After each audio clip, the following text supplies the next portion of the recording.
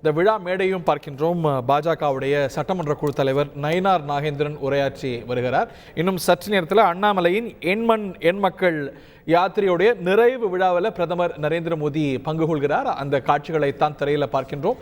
Doctor Suman C Raman அரசியல் விமர்சகர் நம்மோடு இணைந்திருக்கிறார். டாக்டர், பிரதமர் இந்த ஆண்டு தமிழ்நாட்டுக்கு வர்றது இதுதான் முதன்முறையானா இல்லை, ஏற்கனவே ஆன்மீக பயணமாக வந்தார், உடன் அரசு நிகழ்ச்சிகள்லாமும் கூட கலந்து கொண்டார். இந்த ஆண்டுடைய தன்னுடைய முதல் அரசு நிகழ்ச்சியை தமிழ்நாட்டில் தான் அவர் ஆர்கனைஸ் செய்திருந்தார் என்பது குறிப்பிடத்தக்கது. பட் இது ஒரு அரசியல் நிகழ்வு, ஒரு பொலிட்டிக்கல் ரேலி. என்னென்ன சிக்னல்ஸை நம்ம உற்று கவனிக்கணும் இந்த பயணத்தில், இந்த மேடையில்?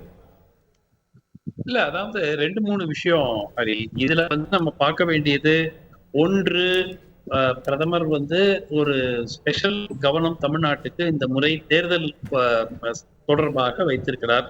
பாரதிய ஜனதா கட்சி மிக கடினமாக எப்படியாவது தமிழ்நாட்டில் ஒரு மார்க் உண்டாக்க வேண்டும் அப்படிங்கிற முயற்சியில ஈடுபட்டிருக்கிறாங்க. அந்த நோக்கத்துல அவர்கள் பிரதமர் ஈவன் முன்பு வந்த விஜயம் கூட தேர்தல் தொடர்பாகத்தான் நான் பார்க்கிறேன். வெறும் ஒரு ஆன்மீக பயணமா நான் பார்க்கல.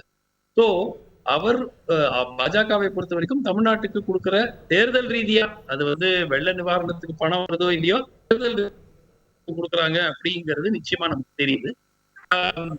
இந்த எண்மண் எண் மக்கள் யாத்திரை நிறைவு அப்படிங்கறதை தாண்டி எதிர்பார்ப்பு அதிகமாக இருந்தது. பர்டிகுலரா திரு அண்ணாமலை கடந்த சில நாட்களாக பெரிய தலைவர்கள் எல்லாம் பாஜக இணைய போறாங்க அப்படிங்கிற ரீதியாக அந்த சஸ்பென்ஸ் இன்னும் நீடிக்கிறது. ஏன்னா நேற்று நடைபெற வேண்டிய இருந்த நிகழ்ச்சி ரத்து செய்யப்பட்டது. இன்னைக்கு அந்த நிகழ்ச்சி நடக்குமா, ஸ்டேஜ்லயே பிரதமருடன் யாரெல்லாம் இருக்க போறாங்க, யாரு புதிதாக அறிமுகப்படுத்த போறாங்க, வேற கட்சியினரா, அதெல்லாம் நமக்கு தெரியாத ஒன்று. அது மாதிரி நடக்கல. இல்ல இன்னொரு விஷயம் என்னன்னா, கூட்டணி அப்படிங்கிறது பாஜகவை பொறுத்த வரைக்கும் இது வரைக்கும் எந்த பெரிய கட்சியுடனும் அவர்களுக்கு கூட்டணி அமைக்கக்கூடிய ஒரு நிலை ஏற்படவில்லை. சோ அத பிரதமர் வரும்போது அதை பத்தி டிஸ்கஷன் இருக்கும். நிச்சயமாக அதை பத்தி பேசுவார்கள். பாட்டாளி மக்கள் கட்சி போன்ற கட்சிகளுக்கு உடைய நிலைப்பாடு இறுதி செய்யப்படாத ஒரு சூழல்ல அவர்களை எப்படி தங்கள் பக்கம் இழுத்துக் கொள்ள முடியும் அப்படிங்கறதும் விவாதிக்கப்படும். துணை கேள்வி, லோ ஹேங்கிங் ஃப்ரூட்ஸா கருதப்படுற திரு ஓபிஎஸ் போன்றவரை கூட அவங்க ஏன் ஃபைனலைஸ் பண்ணாம இருக்காங்க? திரு ஜி.கே. வாசன் வந்துட்டார். திரு ஓபிஎஸ் பலமுறை சமிஞ்சை கொடுத்துட்டார், என்னுடைய பிரையாரிட்டி பிஜேபி கூட்டணி தான். He is a former chief minister. அவரோடு அதை உறுதிப்படுத்துறதுல என்ன தயக்கம் இருக்க முடியும் பாஜகவுக்கு? நேத்துக்கு வாசனோட செய்ய முடிஞ்சிருக்குன்னா ஓபிஎஸ் ஓட ஏன் செய்ய முடியல? சில நாட்களுக்கு முன்பு வரை அதிமுகவுக்கு கதவுகள் திறந்திருக்கின்றன அப்படிங்கிற அடிப்படை பேசிஸ்ல அவங்க பயணிச்சுட்டு இருந்தாங்க. அதனால திரு எடப்பாடி அவர்களை கோவப்படுத்த வேண்டாம் அப்படிங்கிற பேசிஸ்ல அவர்கள் ஓபிஎஸ் ஓட அதிகாரப்பூர்வமாக பேச்சுவார்த்தைகள் கூட நடத்தப்படவில்லை.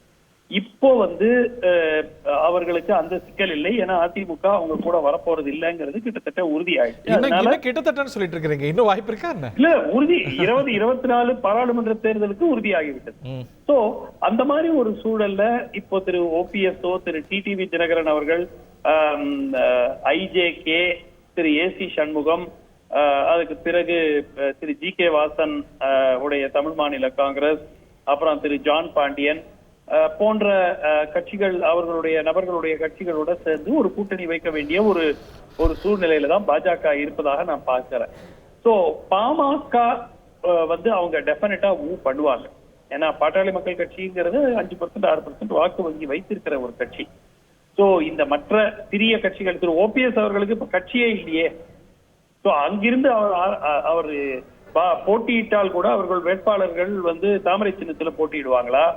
இந்த மாதிரி விஷயங்கள் தான் இருக்கு. எந்த அமைப்பினுடைய கொண்டே வரலையா? அது ஏன்னு கேக்குறேன். நான் வாசன நேத்திக்கு போய் அண்ணாமலை பார்த்து கொண்டு வந்திருக்கிறாரு. ஓபிஎஸ்ஓ டிடிவியோ அதுக்கு தான் அதிக வாய்ப்பு இருக்கு அப்படின்னா அது ஏன் இன்னி வரைக்கும் நடக்கல? அது இல்ல, அதாவது அவர்களுக்கு யார் ஈடு கொடுக்கவில்லையோ அவர்களோட கூட்டணி முதல்ல முடிச்சுக்கிட்டா இவங்க எப்படியுமோ கூட்டணிக்கு வரதா அவங்க தினமும் அறிவிச்சிட்டு இருக்காரு திரு ஓபிஎஸ். சோ எப்ப வேணா வச்சுக்கலாமே.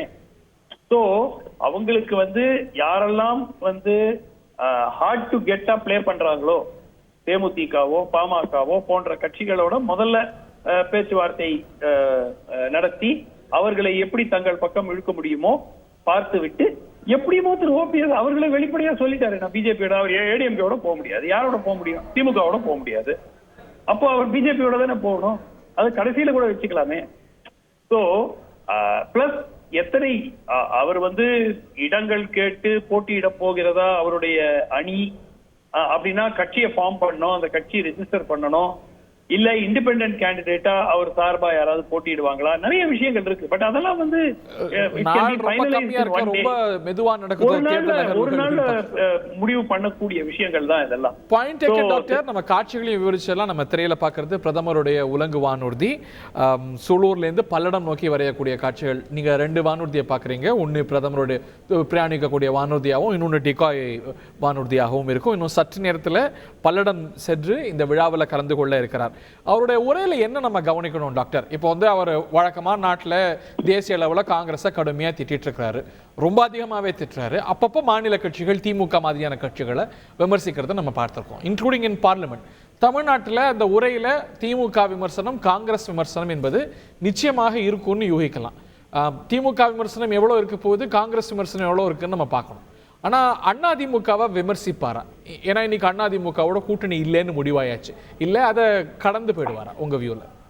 இல்ல, எனக்கு என்ன தோன்றது, நிச்சயமா அதை மென்ஷன் பண்றதுக்கு மாநில பாஜக விருப்பப்படும். ஏன்னா அவர்களுடைய நோக்கம் அதிமுக விட அதிக ஓட்டு வாங்கணுங்கிறது தான் அவர்களுடைய நோக்கமே தவிர திமுகவை தோற்கடிக்க வேண்டும் என்பது it is not a practical option இந்த தேர்தலை பொறுத்த வரைக்கும். அதனால அவர்களுடைய எண்ணம் அதிமுகவை 3வது இடத்துக்கு தள்ள வேண்டும் என்று. நிச்சயமா பிரதமர் நம்ம திருப்பி கிளாரிஃபை பண்ணிக்கலாம். பிஜேபியோட ரியலிஸ்டிக் கோல் என்பது திமுகவை தோற்கடிக்கணுங்கிறது காட்டிலும் அதிமுகவோட கூடுதலா as many places பெர்ஃபார்ம் பண்ணுங்கிறதா தான் இருக்கும். நீங்க உறுதியாக அவர்கள், நீங்க பிஜேபி தலைவர்கள் கிட்ட ஆஃப் த ரெக்கார்டு பேசினாலே அவர்கள் திமுக காங்கிரஸ் கூட்டணியை வீழ்த்துவதை பத்தி அவங்க பெரிய லெவல்ல பேசல. அவங்களுடைய இது ஒரு தனி ரேஸ் மாதிரி நடக்குது ஹரி.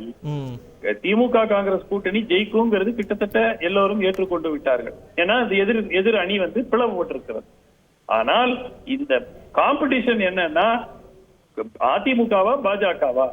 அதிமுக கணிசமான அளவு கூடுதல் வாக்குகள் பெற்றால், கூடுதல் ஓட் ஷேர் பெற்றால் நிச்சயமா அது பாஜகவுக்கு மிகப்பெரிய பின்னடைவா இருக்கும். அதே மாதிரி பாஜக கூடுதல் அதிமுக விட கூடுதல் இடங்களில் மேபி ஒரு 15 இடங்களில் அதிமுக 3வது இடத்துக்கு தள்ளப்பட்டால் நிச்சயமா எடப்பாடியுடைய தலைமைக்கு அதிமுகவுக்கு பார்க்க முடியாதா? பாஜகவுக்கு இழக்க எதுவும் இல்லை. They started 2.5%. ஆனா அதிமுக அப்படிங்கிறது ஒரு பிரதான இயக்கம். பாஜக அது பக்கத்துல நெருங்காம பாத்துக்க வேண்டிய ஒரு பெரிய கம்பல்ஷன் அதிமுகவுக்கு தான் இந்த போட்டியில இருக்குன்னு நம்ம பார்க்க முடியும். நிச்சயமா இது அதிமுகவை பொறுத்த வரைக்கும் அவர்களுக்கு ஒரு மிகப்பெரிய சவால். ஈவன் தோ அவர்களுக்கு இந்த எலெக்ஷன்ல ஸ்டேக் இல்லை, அவர்கள் ஒரு மாநில கட்சி, அவர்கள் பாராளுமன்றத்துல பெரிய ஸ்டேக் கிடையாது. இதனால அவங்க அடுத்த பிரதமர் யார் என்று அதிமுக முடிவு செய்ய போவது இல்லை. ஆனாலும் அவர்களுக்கு தங்களுடைய வாக்கு வங்கி உறுதியாக நிற்கிறது என்று நிரூபிக்க வேண்டிய ஒரு கட்டாயத்தில் அவர்கள் இருக்கிறார்கள். அதனாலதான் அவர்களுக்கு இந்த போட்டி என்பது அதிமுகவுக்கும் பாஜகவுக்கும், அதிமுகவை பொறுத்த வரைக்கும் ஒரு குறைந்தது ஒரு 33-34 இடங்களில் பாஜகவை விட கணிசமான அளவில் கூடுதல் வாக்குகள் பெற்றால் அதிமுகவினுடைய கை ஓங்கும், திரு எடப்பாடியுடைய கை ஓங்கும். கான்வர்ஸ்லி ஒரு 20 இடங்களில் பாஜக அதிமுகவை தாண்டி அதிகமாக வாக்குகளை பெற்றால் நிச்சயமாக அதிமுக இருக்கக்கூடிய மற்ற தலைவர்களே திரு எடப்பாடியினுடைய தலைமையை கேள்வி கேட்க ஆரம்பிச்சிருவாங்க. சோ அந்த விதத்துல இந்த தேர்தல் என்பது மிகவும் ஒரு முக்கியம் வாய்ந்த ஒரு தேர்தல் தமிழ்நாட்டினுடைய அரசியலை பொறுத்த வரைக்கும். Very interesting doctor. செய்திகளை உடனுக்குடன் தெரிந்து கொள்ள உடனே சப்ஸ்கிரைப் பண்ணுங்க.